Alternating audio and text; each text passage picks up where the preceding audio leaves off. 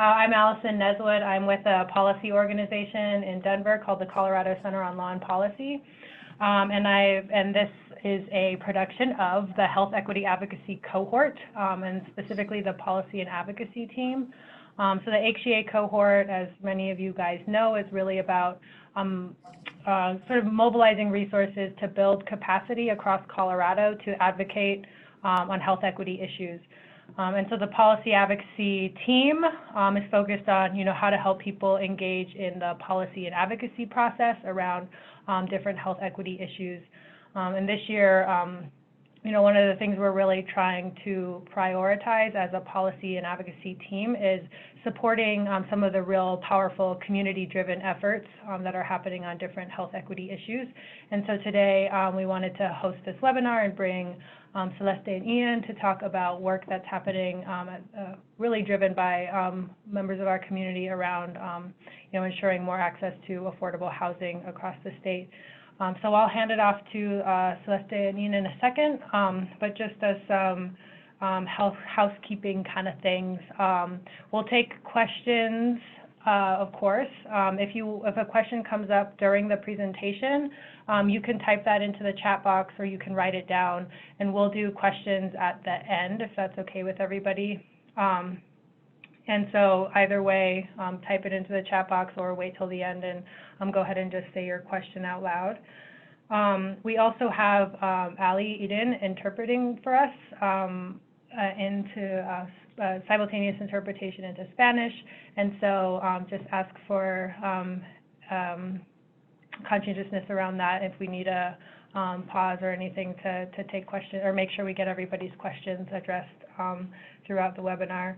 The last thing I'll just note is that these are all being recorded, and so they're going to be posted to the website where people were able to register, both in English and Spanish. And so we'll let everybody know when these come out, and we hope that they'll be shared widely, even beyond people who are actually able to show up tonight. Oh, and then I guess this is the last thing. This is part of a series over the next few weeks. Next week we'll do one focused on food security policy, same time, same place next Tuesday. And then the following week we'll be focusing on some of the community-driven efforts around improving safety and security in our manufactured housing parks.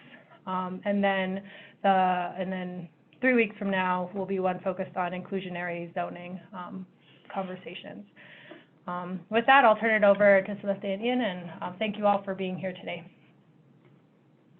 Oh, and I'll share the presentation. Perfect. Thanks so much for that, Allison. So my name is Celeste Martinez. I'm the organizing director for United for New Economy. We are a multiracial community organization here in the metro area, focused on building people power, developing community leaders in the cities and counties surrounding Denver, as well as through our statewide digital chapter, which Ian leads, and he will be accompanying me on this training this evening. And I just wanted to start by sharing a little bit about our story in this work. You might be wondering Ian and I work for an organization like United for New Economy. What is this logo about Colorado Homes for All? So just wanted to give a little context before we jump into the thick of it. First off, for UNE, as a membership organization, our work around housing actually comes from our work with community members. And that story goes all the way back to 2012, but for the sake of this conversation, when we first started to research and understand more about rent control, it was actually because of what we were hearing at the doors in 2016 when we were knocking on doors in Westminster. So many of our neighbors out there really were concerned about the high costs of rent and how rent continued to increase while their wages were remaining stagnant. And I could say for myself around this time, although I wasn't working for UNE, I was also facing a similar challenge recently graduating from Regis University and living off of minimum wage and trying to piece together multiple jobs in order to make ends meet. Around this time, Colorado's minimum wage was about $8.31 an hour. And so it was really difficult to try to figure out how to navigate those things. And I'm sure that the challenges that many of us have faced around that are true across different areas of the state. So knowing that this was a reality for many of our members, we began to research what is actually the history and the policies that were set into place that actually makes rent control in our state prohibited. Currently, cities and counties don't have any authority to regulate or cap rents. And so Ian's actually going to walk us through more of what that history is and how we came to this point of what we understand around this issue. So with that, I'll pass it off to Ian to dive right in. Hey everyone. So if we could go ahead and go to the next slide. We'll start off by kind of talking about what rent control is. It's a limitation on the amount that rent can increase at the end of the lease. And it's usually agreed upon by renters, landlords, developers, and government officials. So essentially that just means that it's a set amount that is decided upon on how much rent can increase at the end of the year. So, you know, you and your landlord, and the renter, all of these factors play into how that number is agreed upon. And it's different depending on the situation. But that is essentially rent control, is just that cap on how much rent can be increased. So going to the next slide. The history kind of goes back to 1981. A group of renters in Boulder actually came together and saw that their rents were just increasing at a price that they couldn't afford at that time. So they came together, they organized to come up with a ballot measure for the city ballot. And they, you know, try to get this passed. But then this guy named, he was representative in the Colorado legislature. His name is Jim Chaplin. In 1981, he heard what was happening in Boulder, and he decided to actually pass a law prohibiting rent control in Colorado. So if we go to the next slide. And just a little more context to add onto that piece there, Ian. And if we could go back for a second, Allison. And what's important to note about Representative Jim Chaplin at the time, he was actually a landlord himself. He previously had served on the Colorado Apartments Association's board, as well as the health board for Colorado before becoming a legislator. And he not only put forward this law that prohibited cities and counties from enacting rent control, but he also put forward a series of other laws that really gave landlords more rights than renters. And because of his work, he actually was appointed after serving one term as a representative in the legislature by President Reagan's administration to the National Housing Authority. And that's where he spent the rest of his career. He is still a landlord, but he's retired now in Florida. And so it's just important, I think, for us to consider kind of the context of what was motivating this representative around this time in creating this particular legislation, knowing a little bit more of his background and how that interrupted renters in Boulder who were trying to put forward something that was pretty moderate and reasonable regarding their rent increases. And I'll kick it back to you, Ian, into the next one, Allison. Thanks, Celeste. So what this law meant was that cities and counties could not create rent control policies. So he essentially made it so that Boulder, Denver, different cities, and on the county level as well, could not enact their own rent control policies. And he also made it so that only the state legislator can also change this law. So cities and counties also had no control over that as well. They couldn't even make their own law to get rent control passed in their cities and counties. And then if we go on to the next one, fast forward a little bit to this Colorado Supreme Court case in Telluride.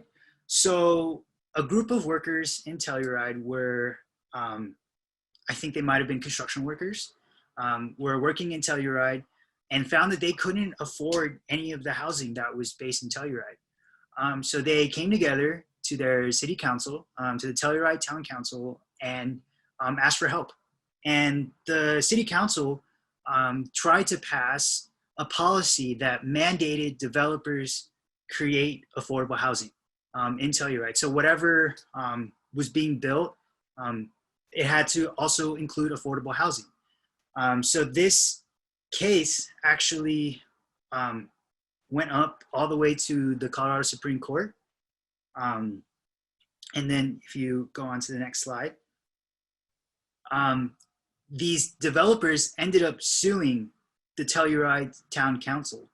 And the Colorado Supreme Court ruled in favor of developers, expanding that definition of rent control, essentially meaning that they didn't have to build affordable housing if they didn't want to, and they used kind of that law that Jim Chaplin had created in 1981 to justify this and what was happening. So if you go on to the next slide, essentially this expanded the definition of Jim Chaplin's original law, making it so that requiring developers to build affordable housing and from zoning areas was not legal, essentially, is what they said, was that they didn't have to do that if they didn't want to. I don't know if there's anything else to add, Celeste. Yeah, I think it's just what's important is kind of these landmarkers of time that we have. First, this original state law in 1981 put forward by Jim Chaplin, right, that said any kind of regulation of rents is prohibited and cities and counties do not have decision-making authority of that. And then here we fast forward to this scenario in 2000 where workers in Telluride were trying to advocate to have access to affordable housing. And then the Colorado Supreme Court created this law that then reinforced the law from 1981. And so not only did it reinforce it, but it actually expanded the definition. And so when we talk about rent control in Colorado, we actually have a unique kind of challenge, because we're not just talking about the regulation of rents like we're talking about, or that we defined at the beginning of the presentation, but we're actually talking about the ability of our cities and counties as well to have effective decision-making authority that allows for affordable housing to be built, as well as for areas to be zoned. And we're going to talk about this a little bit more and just sum it up on the next couple slides. So what does it mean now? Basically, landlords in the state of Colorado can increase rent every time a renter's lease ends by however much they want. There is no cap whatsoever, not even at the state level. So that's why the increases that people face are inconsistent.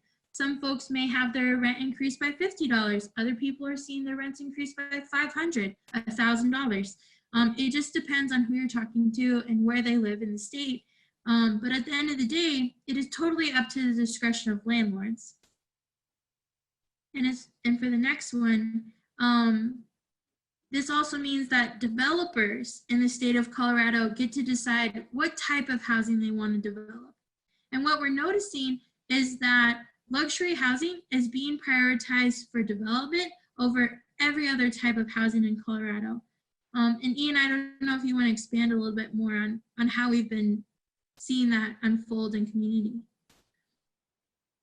Yeah, so developers, like Celeste said, are building more affordable, not affordable housing. They're building that luxury housing more than anything. And we have talked to a lot of people in community that are experiencing just issues of where they need to find housing, but none of it is affordable to them. It's all luxury condos that are kind of popping up. I live in Denver, and that's happening all around Denver. I think yesterday I learned that there are over 20,000 vacant luxury units available in the city of Denver itself. It just there is no affordable housing being built because they don't. There's no regulation on it, and so developers are just building all this luxury housing for people who aren't even moving into them, which is a whole nother situation. And outside of Denver, we also know this to be true as well, especially for the mountain region and Western Slope and resorts communities, that luxury housing is being prioritized over the development of affordable housing. And so many times what we'll see at the town council or city or county level is that our cities and counties will be able to create policies that strongly suggest for affordable housing to be developed, but they always have to give options for developers to opt out, meaning developers are allowed to pay fees, or they're allowed to make a promise that they'll build affordable housing on some other lot instead of the area that they're actually developing. There always has to be just different caveats, and that is the way to kind of get around this, and also part of the issue of why we're seeing such a lack of development around accessible and affordable housing. We can go to the next one. So just to sum it up for us, Ian, one more time. Yeah, take it all back in, and essentially, this is how we got to where we are today, where cities and counties in Colorado just don't have that power to control rent or mandate for affordable housing in their communities.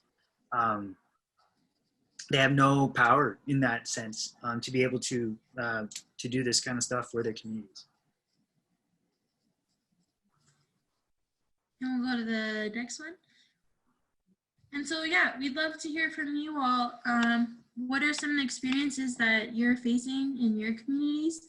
Or at this time, if folks have specific questions on some of the laws that we reviewed. But essentially, that's the story. That's what has brought us to this time.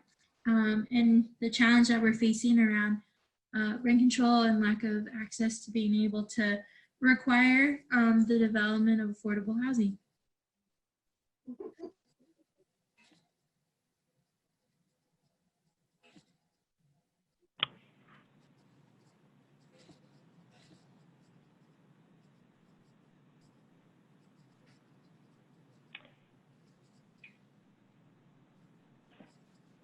Maybe as people are thinking about questions, I have a couple. One is, can you talk about efforts in Colorado to change this, or are there ways that people can get involved in supporting those? Maybe I'll stop with that. Absolutely. So UNE is a part of co-leading with 9 to 5 Colorado, a statewide grassroots coalition called Colorado Homes for All. That was the logo on the first slide. We're comprised currently of over 32 organizations across the state, working toward overturning the statewide prohibition of rent control. That has been our priority campaign, and really what has unified our organizations to come together around this issue, because it feels like the first step towards many to be able to address the housing crisis. Many of those organizations also belong to other coalitions as well that have been a part of efforts to increase Colorado's minimum wage. But all of that being said, It's a multi-pronged kind of effort. And a way to get engaged is if you're interested in joining our Colorado Homes for All meetings. We meet every second Monday of the month.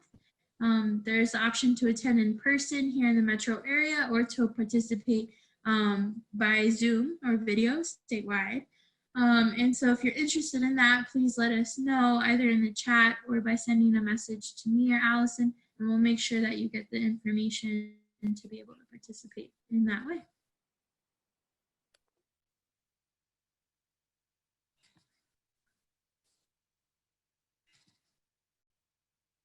Other questions, reactions, jokes?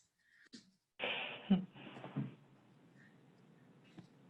you guys know how common rent control is across the country? How common?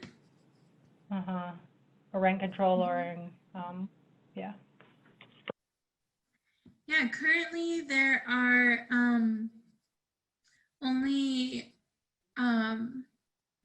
there's only a handful of states that actually have rent control and a series of cities and counties that also have it.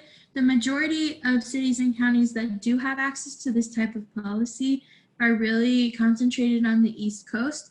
How their states were developed is pretty different than the West, is what it turns out. But the best example of what we're trying to advocate for is actually New York State, not necessarily New York City.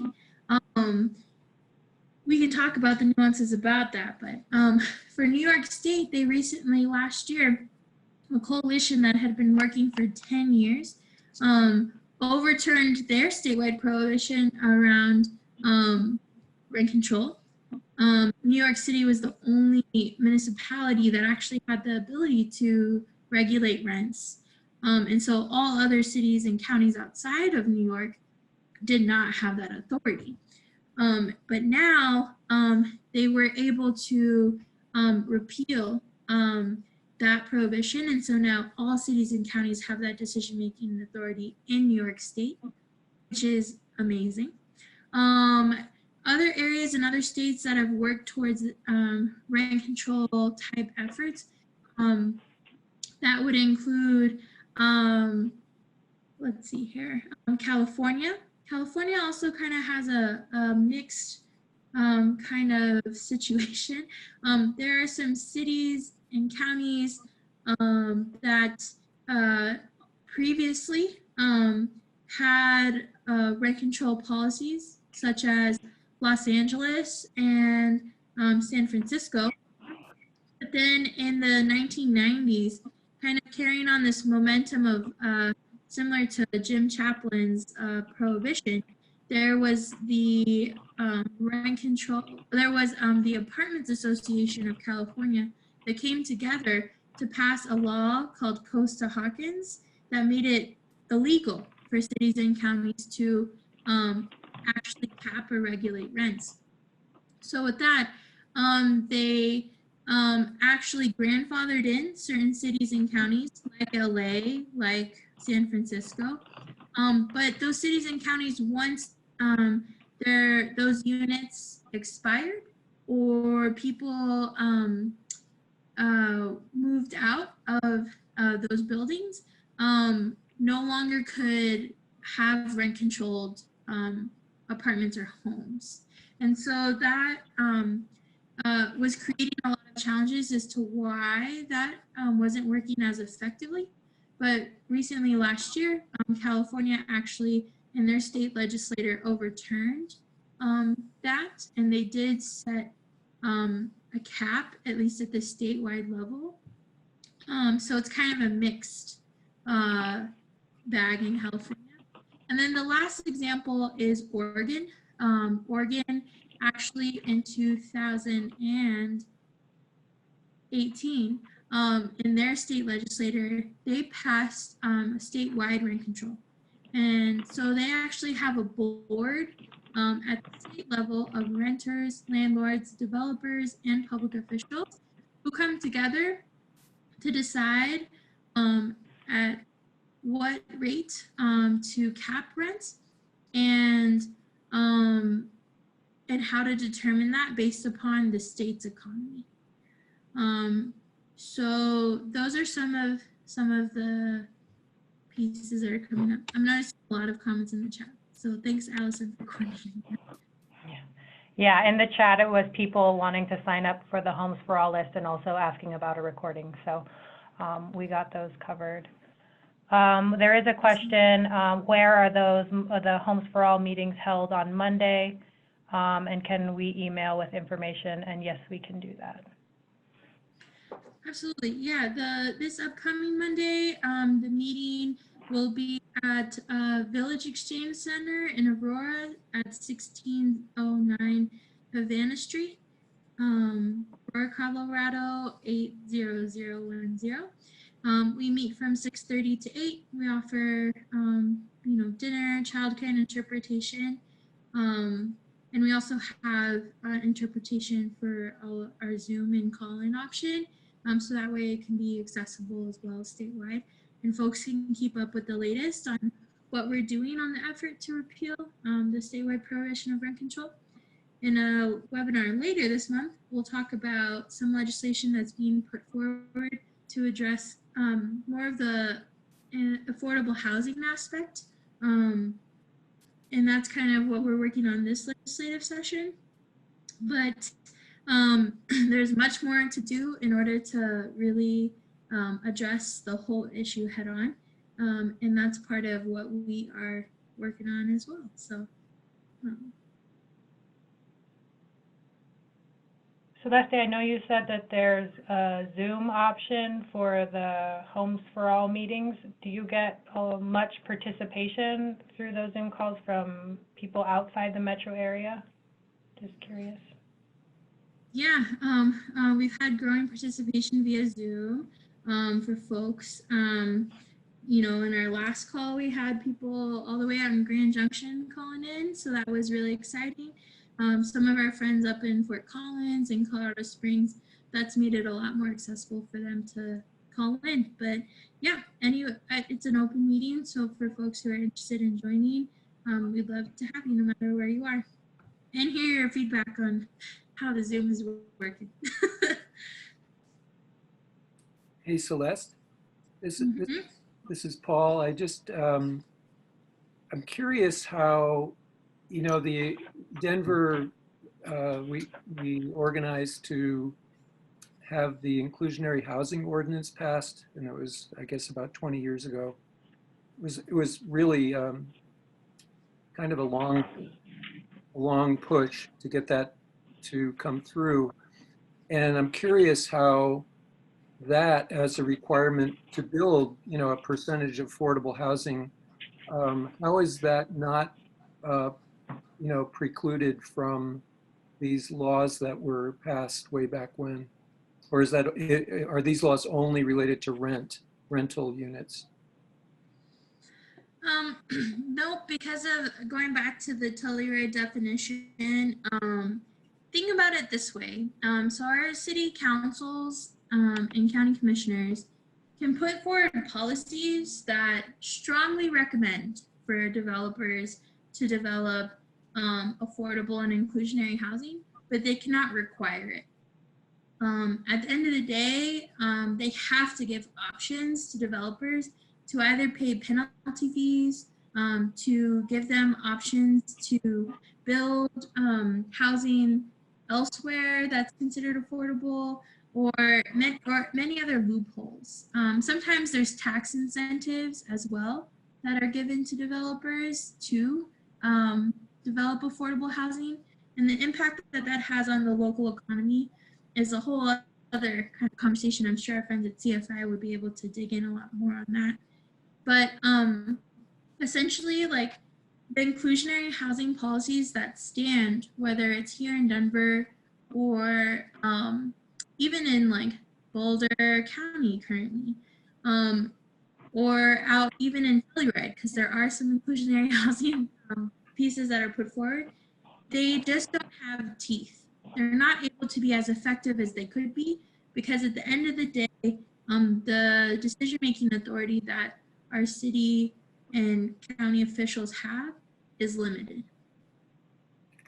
Yeah, so it sounds like what you're saying is as long as they include the buyout option where the developer has to pay an agreed upon fee, or like you said, they could build it elsewhere, which, I mean, in a way, it undermines some of the thinking around why it makes for a healthy community to have affordable, housing, not just lumped into one, kind of, well, if you've been over to Sloan's Lake, you'll see that giant blockhouse.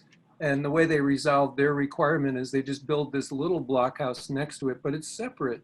And it's, I think it's too bad because part of the thinking was that in my mind, when we were working on that way back when, was I was always imagining as part of the story to tell, the council people, imagine a young kid who's able to live near people that maybe aren't in his family's economic circumstances that aren't as limited, and just by observation, but also by the relationships that those children and the people themselves, the parents, develop with people through that more dispersed, affordable, way. Well, I just thought it was a good idea, but one of the things, the critique back then about that storyline, which I remember presenting at one point, because I think it's good to appeal to decision makers, emotional, to their hearts, to their minds in terms of imagination. Well, the critique that came back was that's social engineering, that you should require one family out of 10, that are going to live in a market rate house to have the option of living in an affordable unit there. That was the critique, was that that's social engineering, which maybe I guess you could interpret it that way, but my thinking is, I don't know, I don't know if we've thought about the rent issue, like if a developer is just, are there developers that just build rentals? I mean, I know there are in commercial properties.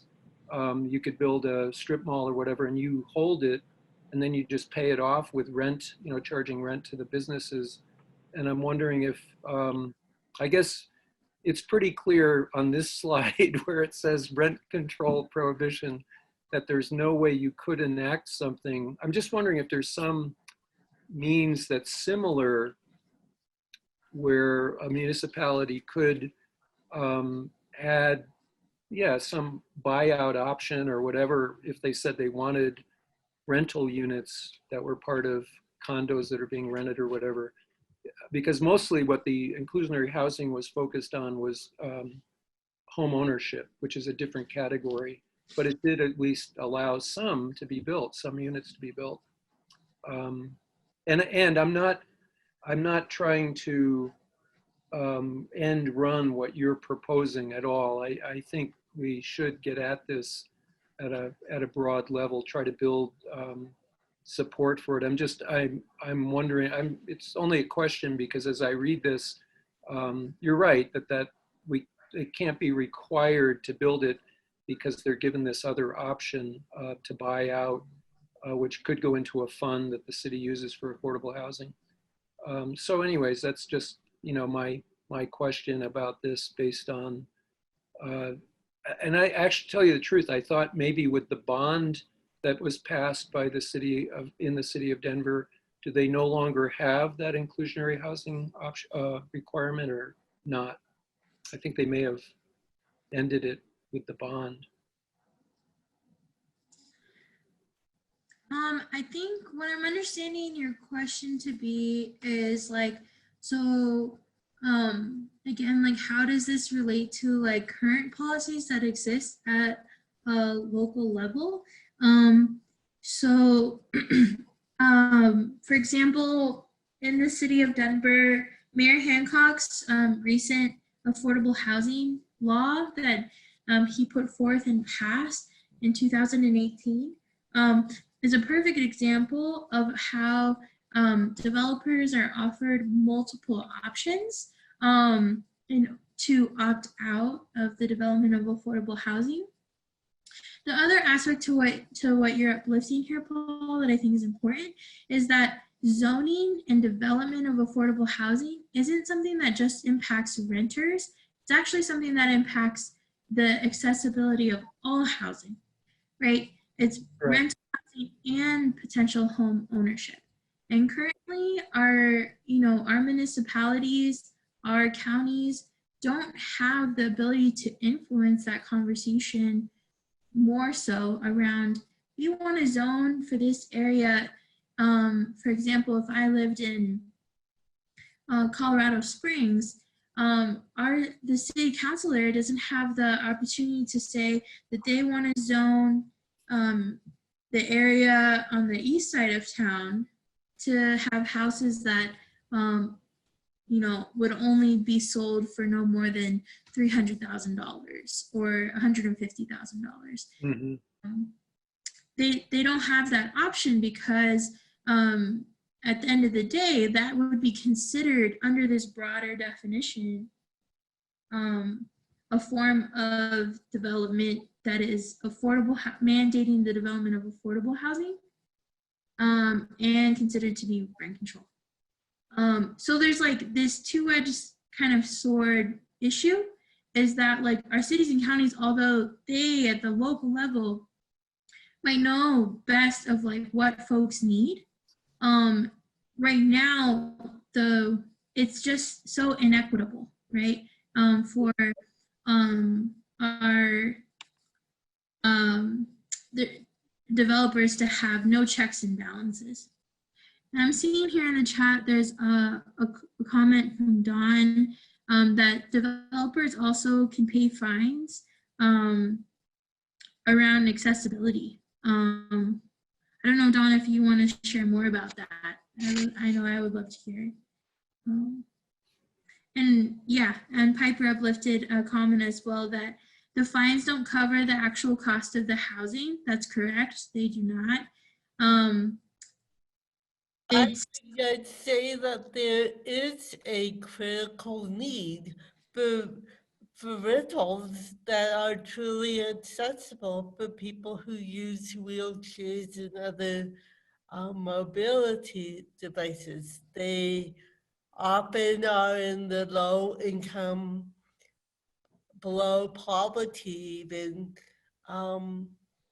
category, and they need specialized housing to be able to live easily. Right. And so as we can see, like, it's not just something that's impacting like the affordability, but also the accessibility. And then that ripples into many other areas, right, of inequity that we're seeing across the state. I don't know, Piper, if there's more context to the comment that you added that you wanted to share. Can you hear me okay? Mm-hmm. So I'm probably like the newest person to this conversation. This is not like my expertise area, but I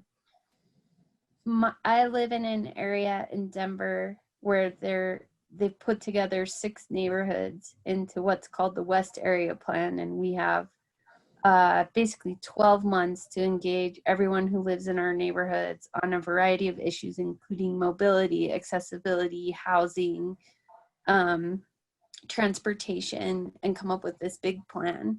And we just finished presenting a bunch of things to the community, the city did, about housing. And through that conversation, I just became really aware like why gentrification is happening so quickly in the city that I was born in and grew up in, and how the state laws that we have are part of the reason, are like, even if city council wants to help us make sure that all the people who currently live in our neighborhoods can continue to live in our neighborhoods, they have handcuffs on certain policies that don't allow them to do that. So like in my neighborhood, there's a lot of people who are it's zoned single family, but there's actually like 3 or 4 families living in one house renting.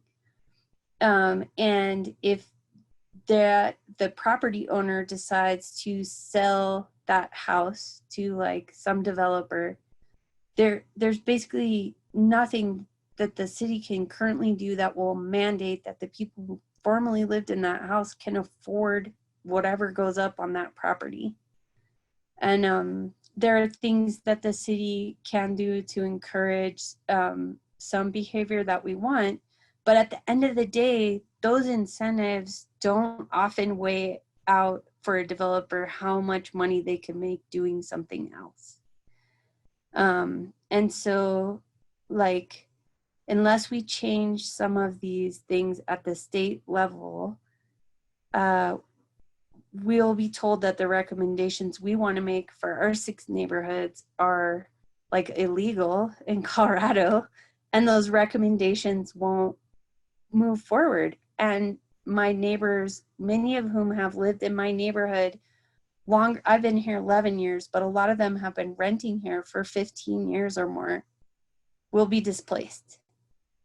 And to me, that's just like so unconscionable. And there, many of the people who rent are also people who are immigrants and people who bring all of the small businesses to our neighborhood that we currently have. And I'm also worried about that, like those properties being bought up because most of them rent and lease, and then a Starbucks going in where the bakery is right now, you know? So I'm just trying to wrap my head around how I can engage people in our 6 neighborhoods in this process and really looking at the state level and being aware of it, while at the same time kind of trying to put some brakes on the because on this West area plan, so that there's enough time to shift things and win at the state level, and then hopefully slow things down in our neighborhood. So I don't have any wisdom to offer, but that's my experience, and that's why I'm here today, you know, is to really start to better understand the policy landscape we're in. So thank you all. I really learned a lot just sitting here and listening. Thank you so much. Yeah, absolutely. Thanks for that, Piper. And I think to one of those pieces around the role of these fines or these tax incentives, just to move back. So oftentimes, and we're seeing this as a common practice for various cities and counties that have created policies, because there's over 100 and something cities and counties that have put forward inclusionary housing policies, but with these kinds of tax breaks and incentives. And essentially, what happens is yes, a lot of times those fees are put into a fund for affordable housing, but the issue goes back to kind of part of what Piper was saying around like the city council or the county commissioners being handcuffed. They have money that they could use towards affordable housing development, but they don't have the authority to use it or to effectively put forward solutions to say X number of units need to be accessible and affordable, right? And so we're running into all sorts of kinds of challenges with that. I would love to hear if for any folks that might be out of the metro area, I know we have some folks here from Montrose. I don't know where else in the state, but how is this playing out in your community? Are there other things that you feel like are not coming forward in the conversation? Or questions about how would this look, even if we had repealed this prohibition, how would this look for your community?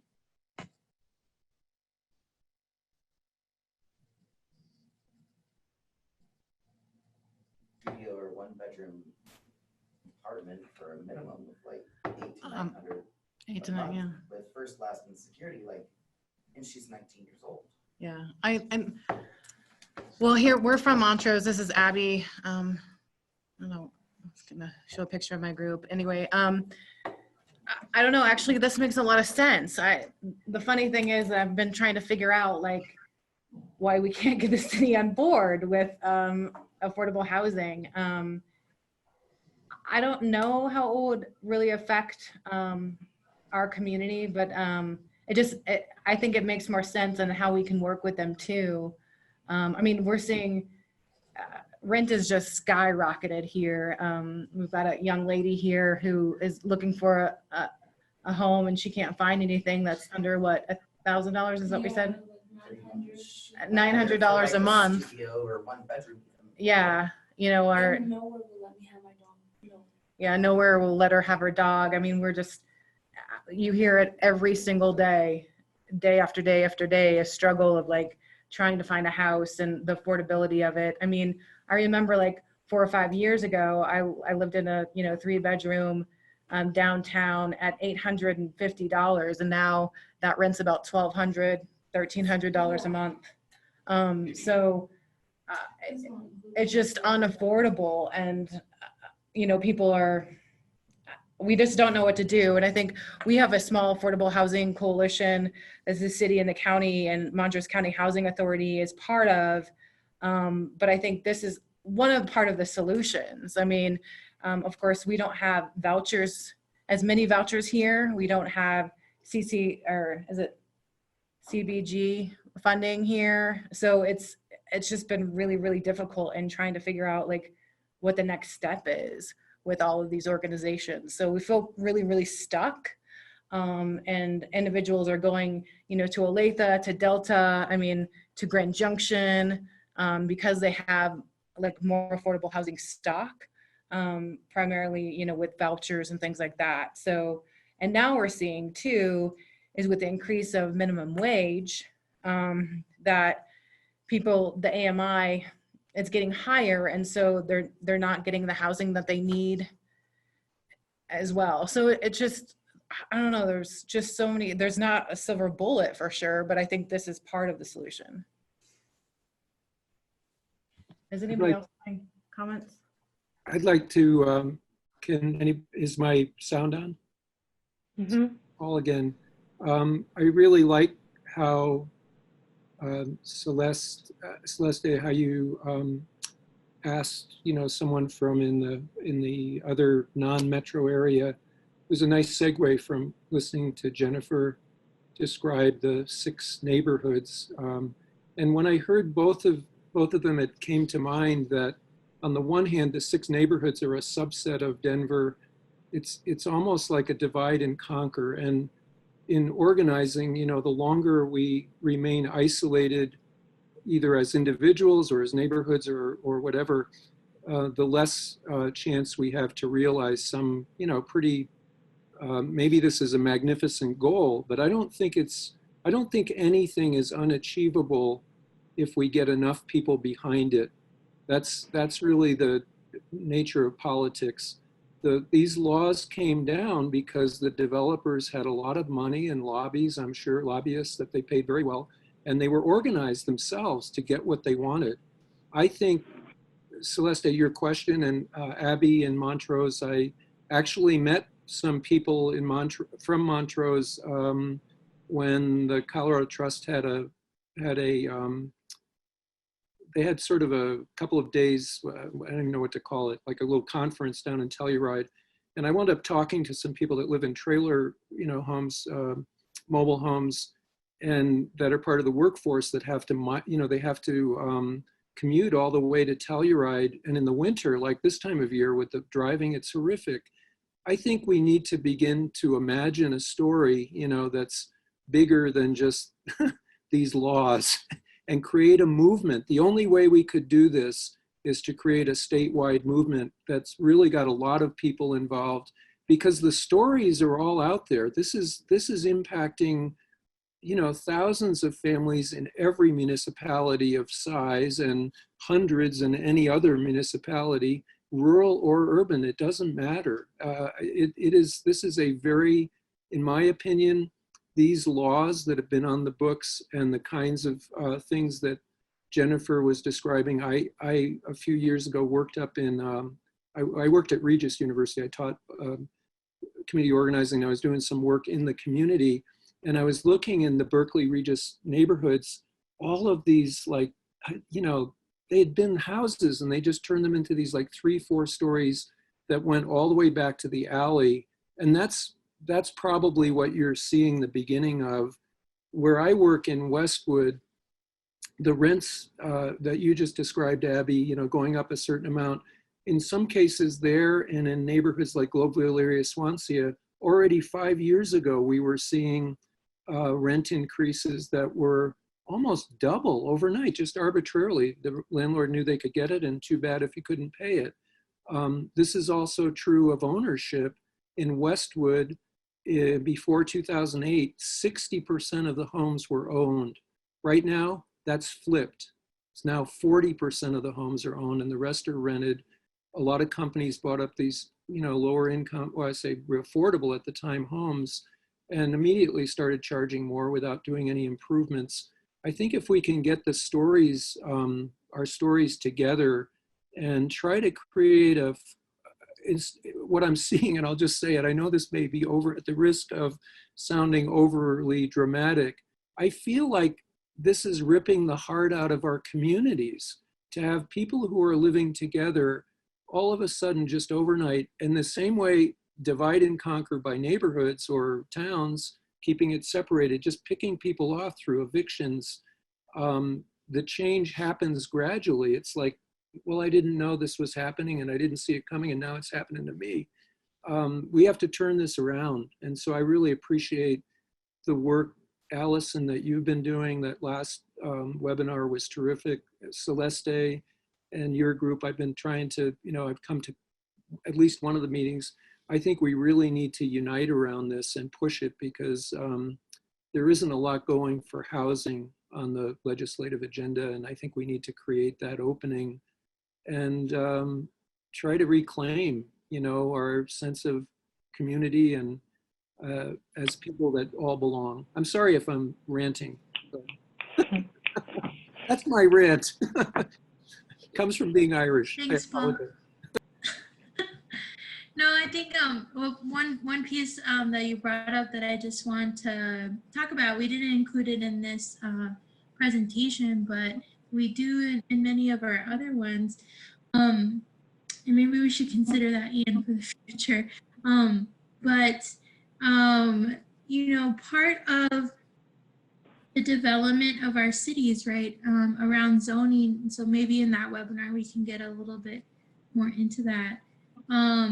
And the story of what happened for the foreclosure crisis between 2008 and 2012 also has a huge role in why we're facing this crisis in this particular way. And so in Colorado, right, between 2008 and 2012, we saw a huge amount of homeowners lose their houses because of faulty loans offered by banks, oftentimes targeted towards people of color as well as towards immigrant families. And at the end of the day, that actually did have a significant impact on Colorado's rental population. The population before 2008 was around 23% of the state population. So I forget the numbers of what our state population was at 2008, but currently today in 2020, about 37% of Coloradans are renters. And so that's roughly over 750,000 people. And amongst that, about a third of that population, so over 200,000, are single mothers. And 200,000 of those folks, which I'm sure also overlaps a bit with, the last statistic I shared, is also people of color. And so knowing that that is the reality, I think it's really important to note that the housing that's being developed is not meeting the needs of people, because part of what happened after 2008 through 2012 is that banks decided that they would give loans to to companies before they would actually sell properties to people, because they saw people as too risky to invest in houses and property. And so this is something that happened, right? Like not just in the metro area, but again, like it's something that has happened across the entire state. We see more corporate or company ownership, management of rental housing, including single family homes, homes that, you don't have anything else attached to it. And so with that, it makes it extremely difficult, right, as well to address that when our state laws don't allow for any sort of accountability towards corporations, and where our laws currently are really in favor of landlords to kind of just raise the rent by however much they want, and for other large companies to be the decision makers about, what kind of housing to build. Really quick to Beth, for emotional support, and this is something that I've learned from Colorado Cross Disability Coalition. If you are a renter with a disability, you do have a right to request a reasonable accommodation for any emotional support, service animal, or any other animal related to your need or potentially having equity for accessibility. In making that reasonable request, you're totally right. You can share a letter from your healthcare provider or professional. However, if that is not being honored, I would highly recommend, as what we always say, to reach out to the Colorado Cross Disability Coalition, because that could be an issue of discrimination based on someone's, disability. And you're right, as a renter as well, is that your landlord or property management company does not have the right to ask about the details or the severity of your disability. If they're doing that, again, it could be violating your rights. And so it'd be really important to connect with CCDC. And it is an issue that we hear about often. We do have training as well as UNE and Colorado Homes for All on what folks' current rights are.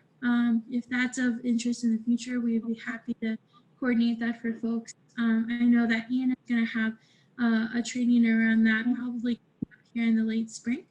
And if we can just share out that information for folks who would like to hop on. And then I see a question here from Gloria, and I just want to make sure that I'm understanding. Could you either resend the question or clarify? What I'm reading here is that suggestions can be made at the policy level, but how much impact do those suggestions have on policymakers? Do you mean overall in the policy process to suggest what needs to get done? How influential is that? Or I just want to make sure I understand your question. Oh, yeah. So if a local coalition or a group of organizations come together and recommend a policy change, how effective is that? No worries on the audio. Thanks for sending that in the chat. We find it to be very effective at UNE. That's actually how we've gotten a lot of our work done. Part of the story that we didn't include, but maybe we should have, was, we will make sure to, UNE and our members, along with the Colorado Homes for All Coalition, first formed and came together in 2016. Organizations at the time, and we're part of a national day of action for renters. And at that time, it was around September of 2016, we declared that Colorado was facing a statewide housing crisis, and that we needed to come together to unify to build the kind of movement that Paul was describing, right? Where we all had the unity and understanding that housing is a basic human right. And we needed to come together to advocate for that fundamental need, to make sure, every Coloradan has equitable access. It was our journey then around this question of why were people's rents increasing so much? We began to uncover that corporations were the ones often, becoming landlords or the ones being offered, to purchase property. We started to recognize that this was also happening simultaneously pretty quickly with mobile home parks, because folks were catching on that that would actually be a way to invest and become a millionaire pretty quick. And all of that, along with the fact that we had, as we researched and learned about these laws, we saw that it created kind of this perfect storm around our housing crisis that we're facing here in Colorado. And so with that, we've been really adamant as a coalition since 2016 that our top priority is to repeal Colorado's statewide prohibition of rent control. And although we didn't have legislators to put forward a bill in 2017 and in 2018, we continued to share that that was our unified message. And we were successful in 2019 in introducing a bill that actually would have repealed this effort. We were successful at moving through the legislative process and passing through a Senate committee. We unfortunately died on the calendar because we ran out of time during the legislative session to continue to move that forward. But that was just the beginning. And so one of the things that, and I think your question is really helpful as another way that folks can be engaged, that to your point, Gloria, is that right now, what we really need, along with people to join with Colorado Homes for All, we really need for folks to be talking to their town council, their city council, their county commissioners, and asking for their support. First of all, many of our city and county officials don't know about the basics of this law. They're also learning too. And so we need to share the information that we're learning in this conversation with them, as well as to encourage them to be champions with us. One of the things that we know is most effective to allowing for cities and counties to be able to have decision-making power on minimum wage was the fact that we collected the support of city and county officials from across the state who didn't only say that, yes, this is a good policy, but they also said, I agree that cities and counties should have this decision-making power. And if we win, if we create that, then I will do something to enact it within my authority. And so that's part of the momentum of what we need to work on. I think the first step, really, along with joining, forces together and continuing to make sure that we have health equity around housing, that we really also continue to educate as many people as possible about why we're facing this type of crisis, from Montrose to Denver to Colorado Springs to Fort Collins, right? And that this is a statewide fight and something that isn't, just isolated to our community. So. And Celeste, really quick, do you, at Homes for All, do you provide resources or sort of help people know how to communicate with their city officials or identify who to talk to and what kind of talking points they might use? Yeah, right now, like I mentioned, we are going to, we're focused kind of on a partial fix to this rent control fight and addressing the affordable housing needs. And we're talking about that in a later webinar on inclusionary zoning, end of this month. We highly would encourage folks to join with us in, our lobby day to advocate for policies like that and other renters' rights and protections that's happening on March 18th. Happy to share that information too with Allison so we can send it to everyone who signed up tonight. But in April, we will be doing at our Colorado Homes for All meeting, we'll be really focused on actually equipping ourselves on what are our shared talking points, how do we go and meet with our city council, our county commissioners, navigating those systems so we can start collecting their support. If you're ready to go now though, and you're like, I need to talk to them tomorrow, like just please reach out to me or Ian or Allison, and we will definitely connect you with that information as soon as possible. So, yeah. Cool. If there's no other questions. Yeah, so we'll follow up this webinar. Yeah, let me ask first, are there any other last questions?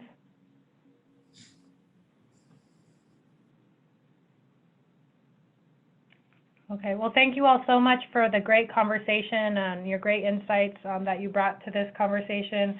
We'll follow up, or I'll follow up an email to everybody that signed up with some of the important dates, like when those Homes for All meetings are and how people can get connected to those. The lobby day that Celeste mentioned, and then information about the future webinars that are going to be happening the rest of this month on Tuesday evenings, and what those are about, and contact information for Celeste, Ian, and myself. And feel free to follow up with questions. The webinars will take a little bit, the recordings will take a little bit to get posted, but we'll definitely send another notice out when that's available so people can share the information out and try to recruit to the future webinars too if you felt like this was helpful. The more feedback that we can get on these, the better. And, you know, just like people on this webinar we're bringing up, it really is about building a movement. And so the more that we can see how our issues across the state are different but really the same, the more we can build power and kind of confront these really powerful, organized, wealthy interests that we're going up against. So, Celeste, any last words before we close it out? Just thanks everyone for your participation tonight, and Ian and I will be back at the end of the month on more on inclusionary housing. So hope you all tune in next week to Allison sharing more on food security. And we have a survey as well. Oh yeah. Yeah. Thanks, Ian. Yeah, so we are conducting a survey on your health and rent, and the impact that high rents will have on your rent and how stressful that can be. So we are just going to also be sending out this survey as well. We're asking folks to send it out, you know, to anyone you know that's a renter to take this survey. It's also available in Spanish as well. So we'll make sure that Allison gets that information. Yeah, and yep. Thank you all so much. Thanks. Thanks, everybody. Thank you. Bye. Thank you. Yes. Thanks. Bye. Bye-bye. Yeah, did you guys know anything about that? No. So there is no